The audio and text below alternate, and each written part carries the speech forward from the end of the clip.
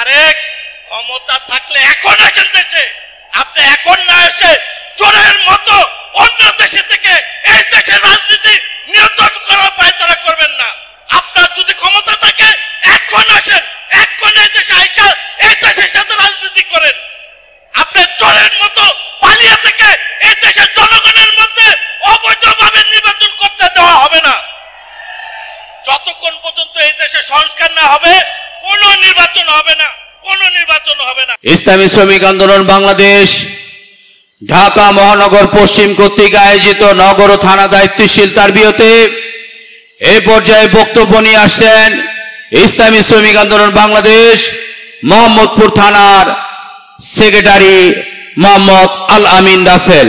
মোহাম্মদ আল আমিন রাসেল। আসসালামু আলাইকুম। প্রিয় উপস্থিতি, আজকের ইসলামী শ্রমিক আন্দোলন মহানগর পশ্চিমের আওতাধীন থানা এবং নগর দায়িত্বশীল তারবিয়তের উপস্থিত একেবারেই নগণ্য, যেটা আমার থানা আরও বেশি খারাপ হয়েছে। আমাদের দাওয়াত যথেষ্ট পরিমাণ ছিল, কিন্তু আমাদের আজকে লোক উপস্থিতি কম হওয়ার অন্যতম কারণ দেশের বৈরী আহ্বার কারণে, ঠিক কিনা ভাইরা? তারপরও আমরা যেহেতু এখনো সময় আছে, আমাদের কেন্দ্রীয় দায়িত্বশীলরা তারবিয়ত প্রদান করবেন, তো ওনারা উপস্থিত হওয়ার পূর্ব মুহূর্ত পর্যন্ত আমরা চেষ্টা করি ফোনে হইলেও তাদেরকে ফোন দিয়ে এখানে উপস্থিত করার জন্য। যেহেতু তারবিয়ত একটি গুরুত্বপূর্ণ জিনিস, এতটাই গুরুত্ব, যদি আমি একটা মেসাল দেই যে একজন বিমান ড্রাইভারকে অর্থাৎ পাইলটকে প্রশিক্ষণ না দিয়ে যদি তাকে বিমান উড়াতে দেওয়া হয়, তাহলে সে বিমান উড়াতে পারবে ঠিকই, কিন্তু নামাতে পারবে না।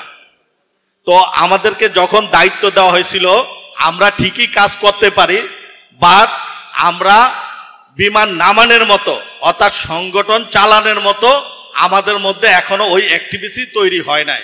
এর জন্যই তারবিয়ত নেওয়াটা অত্যন্ত জরুরি এবং গুরুত্বপূর্ণ। আজকে তারবিয়ত থেকে আমি একটি কথা বলবো, মেয়র যিনি দাবি করেছেন ঢাকা দক্ষিণের ইশতাক সাহেবের উদ্দেশ্যে, তিনি এবং তার আইনজীবী একাধিকবার বলেছেন এই নির্বাচন, গত নির্বাচনটি ছিল অবৈধ। অবৈধ নির্বাচনে তিনি কি চেয়েছিলেন? মেয়র চেয়েছিলেন। এটা একটা হাস্যকর। অবৈধ নির্বাচন যদি নির্বাচনই অবৈধ হয়, তাহলে তিনি কেন মেয়র হিসাবে ঘোষণা চান? এটা একটি হাস্যকর এবং অবান্তর।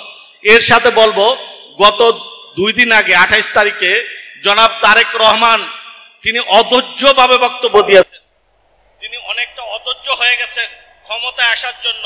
মিস্টার তারেক, ক্ষমতা থাকলে এখন আসেন দেশে, আপনি এখন না এসে চোরের মতো অন্য দেশে থেকে এই দেশের রাজনীতি নিয়ন্ত্রণ করার পায়তারা করবেন না। আপনার যদি ক্ষমতা থাকে এখন আসেন, এখন এই দেশে আইসা এই দেশের সাথে রাজনীতি করেন। আপনি চোরের মতো পালিয়ে থেকে এই দেশের জনগণের মধ্যে অবৈধভাবে নির্বাচন করতে দেওয়া হবে না। যতক্ষণ পর্যন্ত এই দেশে সংস্কার না হবে কোনো নির্বাচন হবে না, কোনো নির্বাচন হবে না। সবাই আমার জন্য দোয়া করবেন।